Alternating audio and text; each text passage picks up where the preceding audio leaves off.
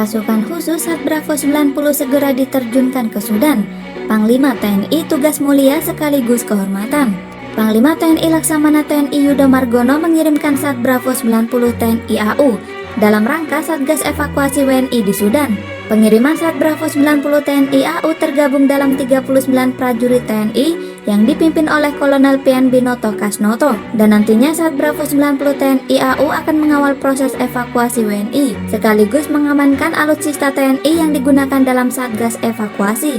Dalam sambutannya, Panglima TNI Laksamana TNI Yudo Margono menjelaskan bahwa konflik bersenjata di Sudan sudah semakin mengkhawatirkan dan dapat membahayakan keselamatan warga negara Indonesia atau WNI yang saat ini berada di Sudan.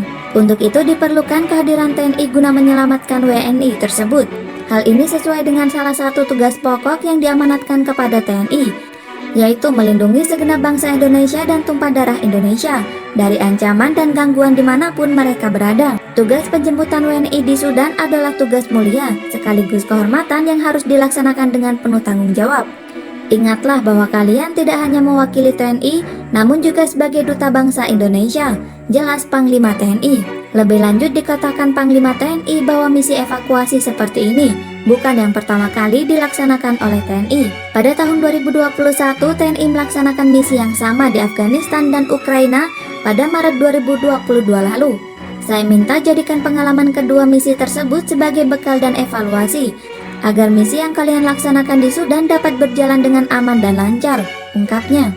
Dalam kesempatan tersebut, Panglima TNI Laksamana TNI Yudo Margono juga memberikan penekanan kepada Satgas evakuasi WNI untuk fokus terhadap misi, mematuhi semua prosedur yang berlaku, mengidentifikasi semua resiko yang akan muncul dan melaksanakan langkah-langkah mitigasi yang konkret. Kemudian agar melaksanakan koordinasi dan komunikasi dengan Kementerian Luar Negeri, Atas Pertahanan dan jajaran KBRI untuk mendapatkan informasi terkini, waspada dan alert sehingga dapat melaksanakan tugas dengan baik. Dijelaskan dari laman kopasga.tniau.mil.id, Sat Bravo 90 sendiri beranggotakan pasukan khusus dari Satuan Kopasga TNI AU. Oleh karenanya, Sat Bravo 90 memiliki tingkatan kualifikasi lebih elit dibandingkan prajurit Kopasgat biasa. Dalam sejarah pembentukan Sat Bravo 90 tercipta di bawah kepemimpinan Marsma TNI Maman Supraman yang merupakan Komandan Kopasgat periode 1990. Tak hanya Marsma TNI Maman Supraman saja, tetapi ada tokoh seperti Marsdia TNI Purn Adi Santoso dan Kolonel Purn Wahyu Wijoyo yang juga berjasa dalam pembentukan Sat Bravo 90. Untuk itu, Satuan Elit Sat Bravo 90 tercipta pada 16 September 1990.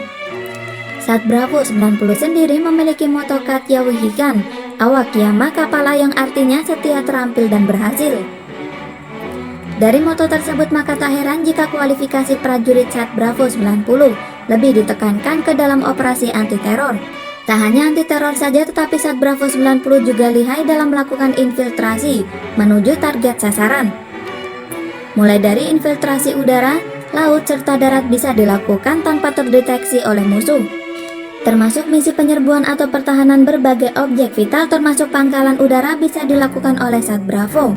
Perlu diketahui juga bahwa Sat Bravo 90 juga memiliki kemampuan kontra sabotase dan sabotase. Salah satunya kemampuan sabotase pertahanan garis belakang lawan bisa dilakukan Sat Bravo dengan cepat. Oleh karenanya, Sat Bravo 90 memiliki kemampuan High Altitude Military Precision untuk mencapai sasaran, hingga kemampuan bahan peledak juga bisa dilakukan oleh Sat Bravo 90. Sat Bravo 90 sendiri merupakan akronim dari Bravo yang artinya terbaik dan 90 yang merupakan tahun pengukuhannya. Itu dia beberapa penjelasan dari Sat Bravo 90.